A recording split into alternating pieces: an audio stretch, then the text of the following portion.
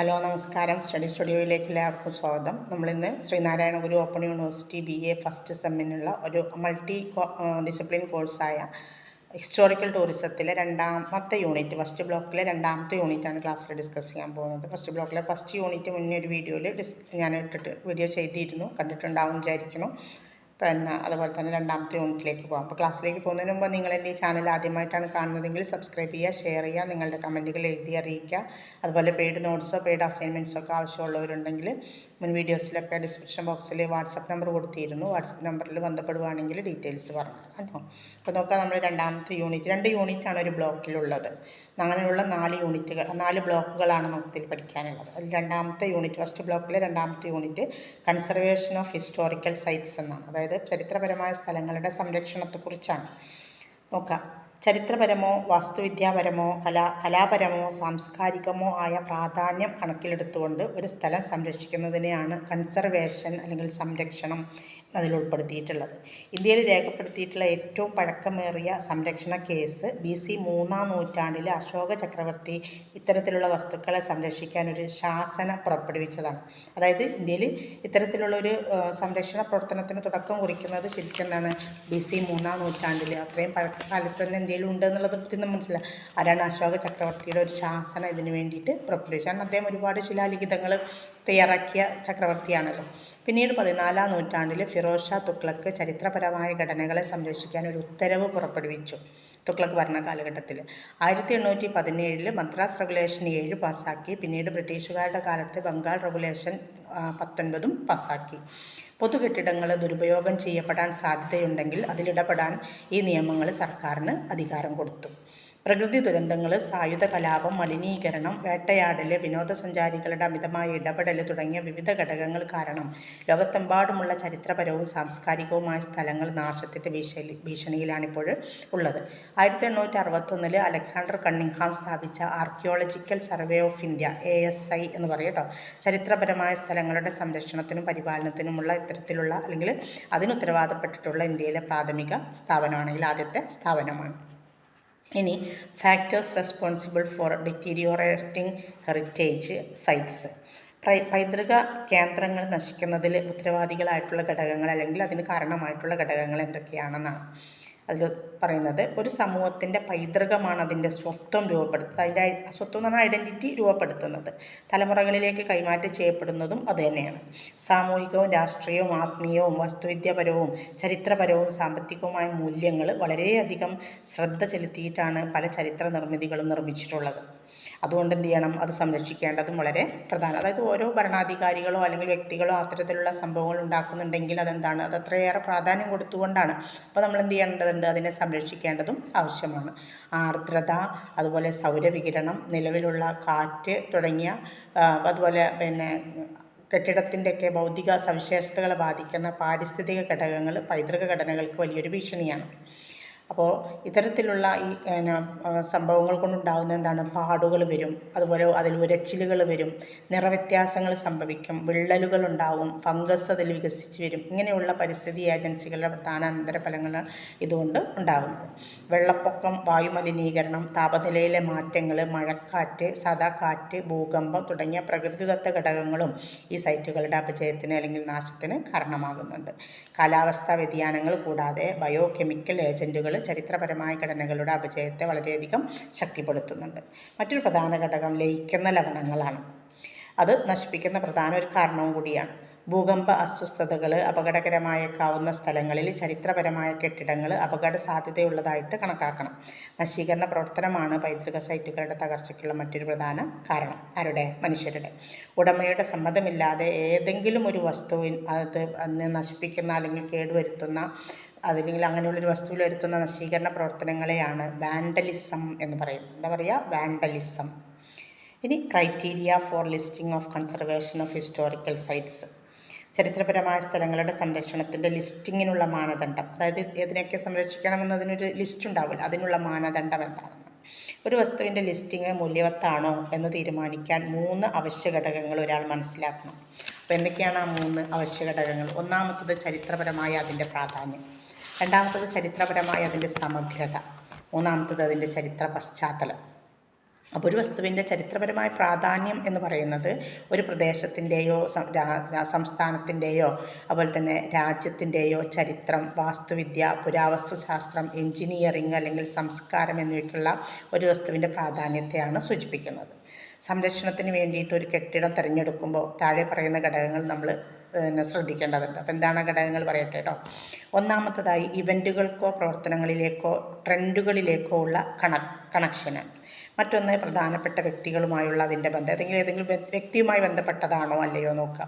മറ്റൊന്ന് സാമൂഹികവും സാമ്പത്തികവുമായ ചരിത്രം ചിത്രീകരിക്കുന്നത് പോലെയുള്ള പ്രധാനപ്പെട്ട വിവരങ്ങൾ നൽകാനുള്ള സാധ്യതയുണ്ടോ നോക്കാം. പിന്നെ ഡാമുകൾ, പാലങ്ങൾ മുതലായവ പോലുള്ള സാങ്കേതിക കണ്ടുപിടുത്തങ്ങൾ. പിന്നെ തെരുവുകൾ, വഴികൾ, സ്ക്വയറുകൾ പോലെയുള്ള നഗരാസൂത്രണ സവിശേഷതകൾ. പിന്നെ ഒരു ഉദാഹരണം പറയുന്നത് ഇതാണ്, ന്യൂഡൽഹിയിലെ ലുട്ടിയനിലുള്ള രാജ്പഥ് എന്ന സ്ഥലം. അതുപോലെ ഒരു മാസ്റ്ററുടെ ജോലിയെ പ്രതിനിധീകരിക്കുന്ന ഒരു ഡിസൈൻ, നിർമ്മാണം അല്ലെങ്കിൽ രൂപത്തിൻ്റെ തനതായ സവിശേഷതകളൊക്കെ ഉള്ള വസ്തുക്കളാണോ നോക്കാം. അപ്പോൾ ഒരു വസ്തുവിൻ്റെ ചരിത്രപരമായ ഐഡൻറ്റിറ്റിയും അതിൻ്റെ ആധികാരികതയും ഒരു നിശ്ചിത സ്ഥലത്തിൻ്റെ സവിശേഷതകളാൽ തെളിയിക്കപ്പെടുന്നുണ്ട്. ചരിത്രപരമായ സന്ദർഭത്തെക്കുറിച്ച് ബോധവാന്മാരായിരിക്കുമ്പോൾ ലിസ്റ്റുകൾക്ക് ഒരു ചരിത്രപരമായ സ്വത്ത് അതിൻ്റെ കാലത്തെ ഉൽപ്പന്നമായിട്ട് മനസ്സിലാക്കാൻ കഴിയും. ഇനി ഹെറിറ്റേജ് ഗ്രേഡിംഗ് ആണ്. എങ്ങനെയാണ് പൈതൃക ഗ്രേഡിംഗ് നടത്തുന്നത്? ലിസ്റ്റ് ചെയ്ത പൈതൃക കെട്ടിടങ്ങൾക്ക് 3 ഗ്രേഡിങ്ങുകളുണ്ട്. അപ്പോൾ പഠിക്കാൻ വായിക്കണ്ട ഗ്രേഡ് 1, ഗ്രേഡ് 2, ഗ്രേഡ് 3 എന്നാണ് കേട്ടോ. അപ്പോൾ ഗ്രേഡ് 1 നോക്കാം. പൈതൃക ഗ്രേഡ് 1 എന്ന തരംതിരിക്കുന്ന കെട്ടിടങ്ങൾ ദേശീയമോ ചരിത്രപരമോ ആയ പ്രാധാന്യമുള്ളവയാണ്. വാസ്തുവിദ്യ, ശൈലി, രൂപകൽപ്പന, സാങ്കേതിക വിദ്യ, മെറ്റീരിയൽ ഉപയോഗം അല്ലെങ്കിൽ സൗന്ദര്യശാസ്ത്രം എന്നിവയിൽ വ്യത്യസ്ത കാണിക്കുന്നവയായിരിക്കുക. അവ പ്രധാനപ്പെട്ട ചരിത്ര വ്യക്തികളുമായോ സ്ഥാപനങ്ങളുമായോ ബന്ധപ്പെട്ടതായിരിക്കും. അവയെല്ലാം അതൊക്കെ അത്തരത്തിലുള്ള വസ്തുക്കളെല്ലാം ഇപ്പോഴും പ്രദേശത്തിൻ്റെ ഏറ്റവും പ്രധാനപ്പെട്ട ഒരു ലാൻഡ് മാർക്കുകളായിട്ട് കണക്കാക്കപ്പെടുകയും ചെയ്യും. അതാണ് ഗ്രേഡ് 1 വരുന്നത്. ഇനി ഗ്രേഡ് 2 നോക്കാം. ഗ്രേഡ് 2 ഹെറിറ്റേജ് ഗ്രേഡ് 1 ചെറിയ സ്കെയിലാണ്, കുറച്ചുകൂടി താഴെയാണ്. ഗ്രേഡ് 2 എന്നത് അസാധാരണമായ വാസ്തുവിദ്യ അല്ലെങ്കിൽ സൗന്ദര്യാത്മക ഗുണം, സാംസ്കാരികമോ ചരിത്രപരമോ ആയ പ്രാദേശിക പ്രാധാന്യമുള്ള കെട്ടിടങ്ങളും പരിസരങ്ങളും ഉൾക്കൊള്ളുന്നതാണ്. പ്രദേശത്തിൻ്റെ ഐഡൻറ്റിറ്റി രൂപപ്പെടുത്തുന്ന പ്രാദേശിക ഐക്കണുകളാണ് ഗ്രേഡ് 2 വസ്തുക്കൾ. അവ വിദഗ്ധരായ കരകൗശല വിദഗ്ധരുടെ സൃഷ്ടികളായിരിക്കാം, അല്ലെങ്കിൽ അവ ഒരു പ്രത്യേക പരിസ്ഥിതിക്ക് അനുയോജ്യമായ രീതിയിൽ അലങ്കരിക്കപ്പെട്ടതോ ആയിരിക്കാം. ഇനി ഗ്രേഡ് 3 ഹെറിറ്റേജ് ഗ്രേഡ് 3യുടെ അതേ പരിപാലിച്ചില്ലെങ്കിൽ അതിൻ്റേതായ രീതിയിൽ പരിപാലിച്ചിട്ടില്ലെങ്കിലും ഇവ പ്രദേശത്തിൻ്റെ ഐഡൻറ്റിറ്റി വർദ്ധിപ്പിക്കുകയും ഒരു പ്രത്യേക പ്രദേശത്തെ ജീവിത രീതിയെ പ്രതിഫലിപ്പിക്കുകയും ചെയ്യുന്നു. അവയുടെ ഉയരം, വീതി, സ്കെയിൽ എന്നിവയിൽ അവയുടെ സ്ഥിരത തിരിച്ചറിയാനും അതുപോലെ തന്നെ നമുക്കത് പെട്ടെന്ന് മനസ്സിലാക്കാനും കഴിയും. അങ്ങനെ 3 തരത്തിലാണ് ഗ്രേഡ് തിരിച്ചിട്ടുള്ളത്. ഇനി കൺസർവേഷൻ ആൻഡ് പ്രിസർവേഷൻ ടെക്നിക്സ് ആണ്. സംരക്ഷണ ചുമതല അല്ലെങ്കിൽ സംരക്ഷണ വിദ്യകൾ എന്തൊക്കെയാണ്, ടെക്നിക്കുകൾ എന്തൊക്കെയാണ്? ഒന്നാമത്തത് സ്ട്രക്ചറൽ കൺസർവേഷനാണ്, ഘടനാപരമായ സംരക്ഷണം. സ്മാരകങ്ങൾ അവയുടെ ചരിത്രപരമായ പ്രാധാന്യത്തിനായി സംരക്ഷിക്കപ്പെടേണ്ടതാണെന്ന തിരിച്ചറിവ് വികസിപ്പിച്ചെടുക്കുന്നതിന് ബ്രിട്ടീഷുകാർക്ക് വലിയ ഉത്തരവാദിത്തമുണ്ട്. 1817 മദ്രാസ് റെഗുലേഷൻ 7ഉം 1810 ബംഗാൾ റെഗുലേഷനും നശീകരണ പ്രവർത്തനങ്ങൾ തടയുന്നതിനുള്ള ഒരു ചട്ടക്കൂട് നൽകാൻ ശ്രമിച്ച 2 നിയമങ്ങളാണ് ബ്രിട്ടീഷുകാരുടെ കാലത്തുള്ളത്.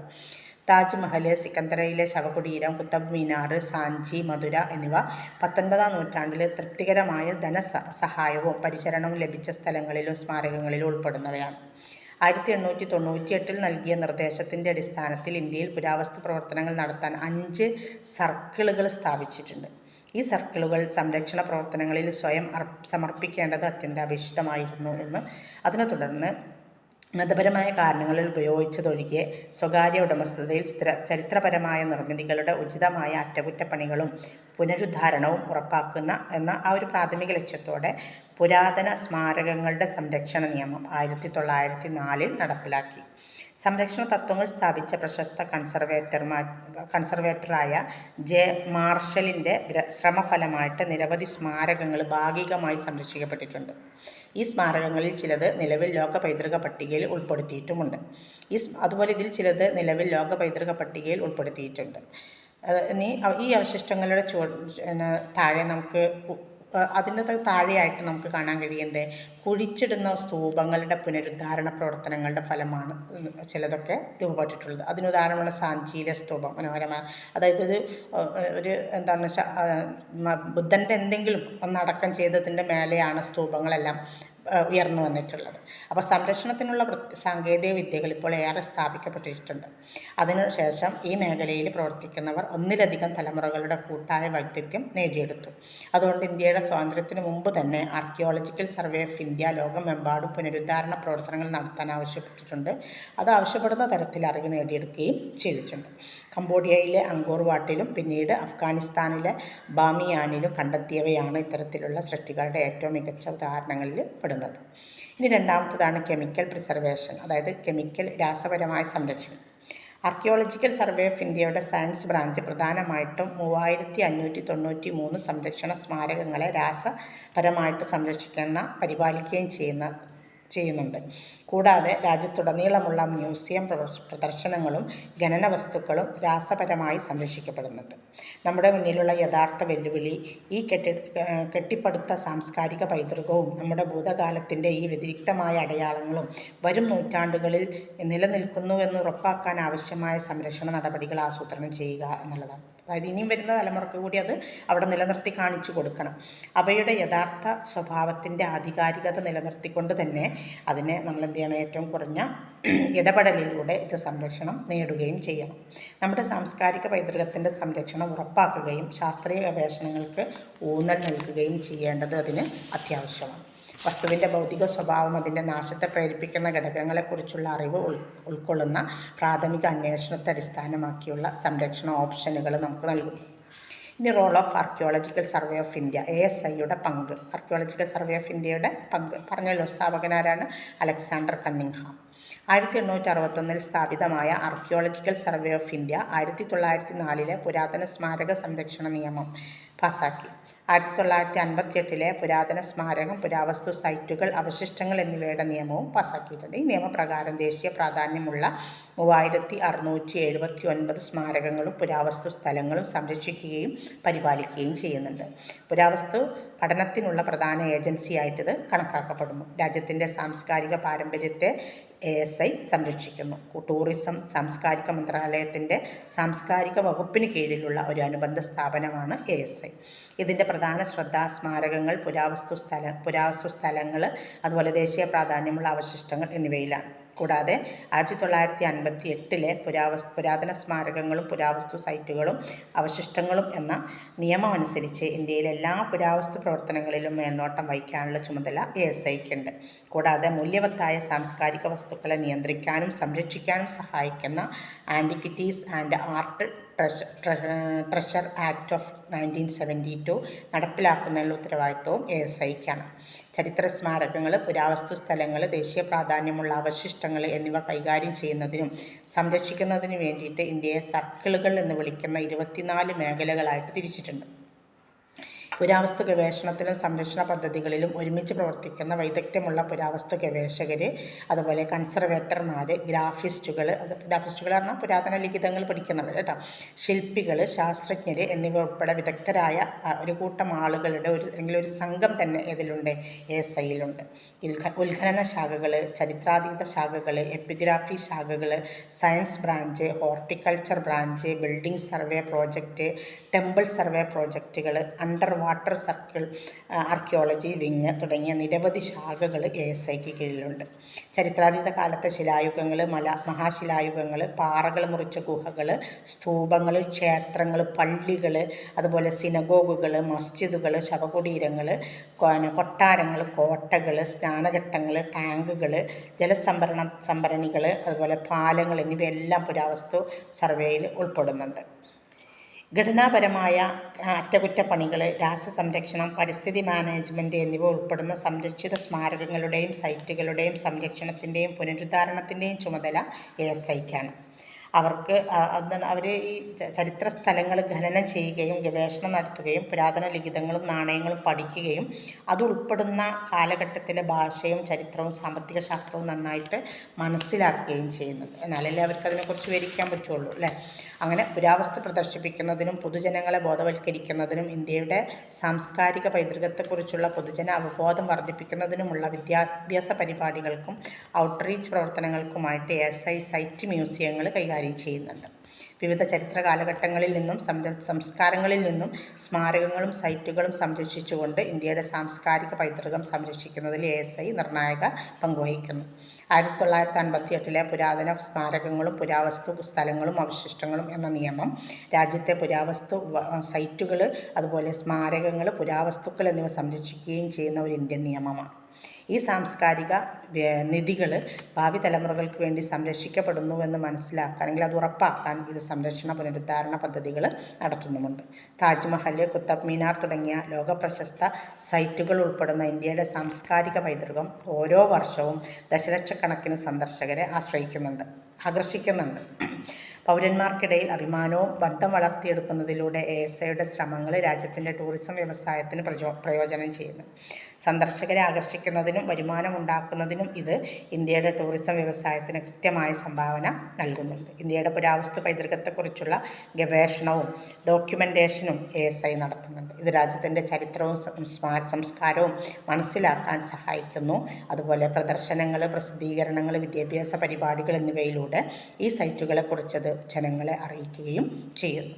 സ്വാതന്ത്ര്യ സമയത്ത് ഡൽഹിയിലെ 151 കെട്ടിട സമുച്ചയങ്ങളും കേന്ദ്ര ASI ആണ് സംരക്ഷിച്ചിരുന്നത്.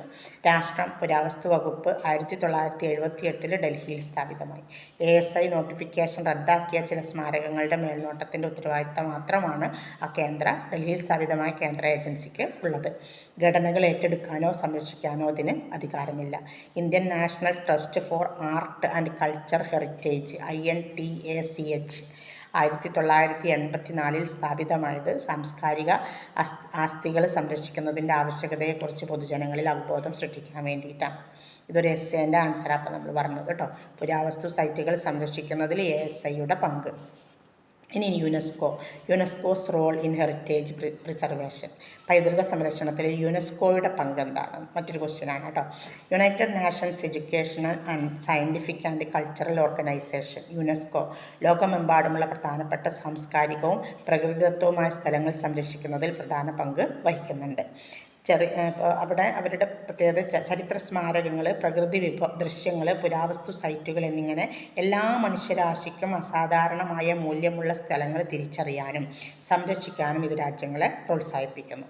1972 ലോക പൈതൃക കൺവെൻഷൻ എന്നറിയപ്പെടുന്ന ലോക സാംസ്കാരിക പ്രകൃതി പൈതൃക സംരക്ഷണത്തെ സംബന്ധിച്ചുള്ള ഒരു കൺവെൻഷൻ യുനെസ്കോ അംഗീകരിച്ചിട്ടുണ്ട്. ഈ സുപ്രധാന സൈറ്റുകൾ ഭാവി തലമുറകൾക്ക് വേണ്ടി പരിപാലിക്കപ്പെടുന്നുവെന്ന് ഉറപ്പാക്കുന്നതിനാണ് അതൊരു കരാർ രൂപകൽപ്പന ചെയ്തിട്ടുള്ളത്. 195 രാജ്യങ്ങളുടെ പിന്തുണയുള്ള വേൾഡ് ഹെറിറ്റേജ് കൺവെൻഷൻ ലോകത്തിലെ ഏറ്റവും പ്രധാനപ്പെട്ട പ്രകൃതിദത്തവും സാംസ്കാരികവുമായ പൈതൃകം സംരക്ഷിക്കുന്നതിന് വേണ്ടിയിട്ടാണ് സമർപ്പിച്ചിരിക്കുന്നത്. പൈതൃകം കേവലം മനുഷ്യനിർമ്മിത ഘടനകളിൽ മാത്രം ഒതുങ്ങി നിൽക്കുന്നുമില്ല. പ്രത്യേക പ്രാധാന്യമുള്ള വനങ്ങൾ, പർവ്വതങ്ങൾ, തടാകങ്ങൾ തുടങ്ങിയ പ്രകൃതി ദൃശ്യങ്ങൾ കൂടി ഉൾപ്പെടുന്നു എന്ന കൺവെൻഷൻ്റെ ഒരു പ്രത്യേകതയാണ്. ലോകത്തിൻ്റെ പങ്കിട്ട ചരിത്രവും സൗന്ദര്യവും പ്രതിഫലിപ്പിക്കുന്ന സാംസ്കാരികവും പ്രകൃതിദത്തവുമായ നിരവധി സംരക്ഷണങ്ങൾ രാജ്യങ്ങൾ ഒരുമിച്ച് പ്രവർത്തിക്കുന്നുവെന്ന് ഉറപ്പാക്കുകയാണ് അതിൻ്റെ ലക്ഷ്യം. ഇത് പ്രകൃതി സംരക്ഷണവും സാംസ്കാരിക സൈറ്റുകളുടെ സംരക്ഷണവും സമന്വയിപ്പിക്കുന്നുണ്ട്. പ്രാദേശിക കമ്മ്യൂണിറ്റികളുടെ പ്രാധാന്യം ഇത് ഊന്നിപ്പറയുന്നു. ഒരു സൈറ്റ് ലോക പൈതൃക സൈറ്റായിട്ട് അംഗീകരിച്ചു കഴിഞ്ഞാൽ കാലാവസ്ഥാ വ്യതിയാനം, വിനോദസഞ്ചാരം അല്ലെങ്കിൽ അവഗണന തുടങ്ങിയ പ്രശ്നങ്ങളിൽ നിന്നുള്ള കേടുപാടുകൾ തടയുന്നതിന് അന്താരാഷ്ട്ര ശ്രദ്ധയും അതുപോലെ പിന്തുണയും യുനെസ്കോ കൊടുക്കും. കാലാവസ്ഥാ വ്യതിയാനം, നഗരവൽക്കരണം, ബഹുജന വിനോദസഞ്ചാരം, സുസ്ഥിര സാമൂഹിക സാമ്പത്തിക വികസനം, പ്രകൃതിദത്ത ദുരന്തങ്ങൾ തുടങ്ങിയ വിഷയങ്ങളിൽ കൺവെൻഷൻ ഫലപ്രദമായി അഭിസംബോധന ചെയ്യുകയും ചെയ്തിട്ടുണ്ട്. ഇനി വേൾഡ് ഹെറിറ്റേജ് കമ്മിറ്റിയാണ് ലോക പൈതൃക സമിതി. യുനെസ്കോയുടെ ജനറൽ അസംബ്ലി തെരഞ്ഞെടുത്ത സ്റ്റേറ്റ് പാർട്ടികൾ എന്ന് വിളിക്കപ്പെടുന്ന 21 രാജ്യങ്ങളിൽ നിന്നുള്ള പ്രതിനിധികൾ ഉൾപ്പെടുന്നതാണ് വേൾഡ് ഹെറിറ്റേജ് കമ്മിറ്റി. കമ്മിറ്റി വർഷത്തിലൊരിക്കൽ യോഗം ചേരുകയും ലോക പൈതൃക കൺവെൻഷൻ്റെ ചുമതല വഹിക്കുകയും വേൾഡ് ഹെറിറ്റേജ് ഫണ്ട് ഉപയോഗിക്കുന്നതിനുള്ള മാർഗനിർദ്ദേശങ്ങൾ സ്ഥാപിക്കുകയും പാർട്ടികളുടെ അഭ്യർത്ഥനകൾക്ക് മറുപടിയായിട്ട് ഫണ്ട് വിതരണം ചെയ്യുകയും ഒരു വസ്തുവിനെ ലോക പൈതൃക പട്ടികയിൽ ഉൾപ്പെടുത്തണമോ വേണ്ടയോ എന്ന് തീരുമാനങ്ങൾ എടുക്കുകയും അതിന് വാദിക്കുകയും ചെയ്യും. കമ്മിറ്റിക്ക് ഒരു വിധി പുറപ്പെടുവിക്കുന്നതിന് മാറ്റിവെക്കാനും സ്വത്തുക്കളുടെ കൂടുതൽ വിശദാംശങ്ങൾക്ക് വേണ്ടി രാഷ്ട്ര പാർട്ടികളോട് ആവശ്യപ്പെടാനും തിരഞ്ഞെടുക്കാം. വസ്തുക്കളുടെ സംരക്ഷണ നിലയെക്കുറിച്ചുള്ള റിപ്പോർട്ടുകൾക്ക് അവലോകനം ചെയ്യാം. അതുപോലെ തന്നെ പ്രോപ്പർട്ടികൾ ശരിയായി പരിപാലിക്കപ്പെടുന്നില്ലെങ്കിൽ അത് രാഷ്ട്രങ്ങൾക്ക് ഉചിതമായ നടപടികൾ സ്വീകരിക്കണമെന്ന് അഭ്യർത്ഥിക്കുകയും ചെയ്യാൻ കഴിയും. കൂടാതെ ലോക പൈതൃക പട്ടികയിൽ നിന്ന് കൂട്ടിച്ചേർക്കലുകളും നീക്കം ചെയ്യലും സംബന്ധിച്ച തീരുമാനങ്ങൾ എടുക്കാനും ഈ കമ്മിറ്റിക്ക് അധികാരമുണ്ട്. ഇനി world heritage sites in India. ഇന്ത്യയിലെ ലോക പൈതൃക സ്ഥലങ്ങൾ. ഇന്ത്യയിലെ 29 ലോക പൈതൃക സ്ഥലങ്ങളിൽ 23 സാംസ്കാരിക കേന്ദ്രങ്ങളാണ്. ഏതൊക്കെയാണെന്ന് നോക്കാം. താജ്മഹൽ, ആഗ്ര കോട്ട, അജന്ത ഗുഹകൾ, എല്ലോറ ഗുഹകൾ, മഹാബലിപുരത്തെ സ്മാരകങ്ങളുടെ കൂട്ടം, കൊർണാക്കിലെ സൂര്യക്ഷേത്രം, ഗോവയിലെ പള്ളികൾ, അതുപോലെ കോൺവെൻറ്റുകൾ, ഫത്തേപൂർ സിക്രി സ്മാരകങ്ങളുടെ ഗ്രൂപ്പുകൾ, അതുപോലെ തന്നെ ഖജുരാഹോയിലെ ഖജുരാഹോ ഗ്രൂപ്പ് ഓഫ് മോണ്യുമെൻറ്റ്സ്, അതുപോലെ എലിഫൻ്റ ഗുഹകൾ, ചോളക്ഷേത്രങ്ങൾ, സാഞ്ചിയിലെ ബുദ്ധ സ്മാരകങ്ങൾ, ഹുമയൂണിൻ്റെ ശവകുടീരം, കുത്തബ് മിനാർ, അതുപോലെ മൗണ്ടറയിൽ മേഖലകൾ, ബോധ്ഗയയിലെ മഹാബോധി ക്ഷേത്ര സമുച്ചയം, ഭീംബേദ്കയിലെ റോക്ക് ഷെൽട്ടറുകൾ, ചമ്പാനർ പാവാഗഡ് ആർക്കിയോളജിക്കൽ പാർക്ക്, ഛത്രപതി ശിവജിയുടെ terminus, red fort, Chenkotta complex, Chenkotta complex, Jantar Mantar. ഇത്രയാണ് അതിൽ ഉൾപ്പെടുത്തിയിട്ടുള്ളത്. ഇപ്പോൾ UNESCO world heritage committee 2013 June 21 കംബോഡിയയിൽ നടന്ന 37ാമത് കമ്മിറ്റി സെഷനിൽ രാജസ്ഥാനിലെ മനോഹരമായ 6 കോട്ടകൾ, ചിറ്റോർ, കുംഭൽഗഡ്, അതുപോലെ തന്നെ സവായ് മധോപൂർ, ജലവാർ, ജയ്പൂർ, ജയ്സാൽമീർ എന്നിവ ലോക പൈതൃക സ്ഥലങ്ങളിൽ പട്ടികപ്പെടുത്തുകയും ചെയ്തിട്ടുണ്ട്. ഇപ്പോൾ ലാസ്റ്റ് ചെയ്തിട്ടുള്ളത് 2013 അപ്പോൾ കേട്ടോ, 37ാമത് വേൾഡ് ഹെറിറ്റേജ് കമ്മിറ്റിയുടെ സമ്മേളനത്തിൽ വെച്ച്. ഇത്രയാണ് നമ്മുടെ രണ്ടാമത്തെ യൂണിറ്റ്, ഫസ്റ്റ് ബ്ലോക്കിലെ രണ്ടാമത്തെ യൂണിറ്റ് വരുന്നത്. അപ്പോൾ ഒരു ബ്ലോക്ക് നമ്മുടെ കഴിഞ്ഞു. നമുക്ക് രണ്ടാമത്തെ ബ്ലോക്ക് നമുക്ക് അടുത്ത ക്ലാസ്സിൽ നോക്കാം. Okay, thanks.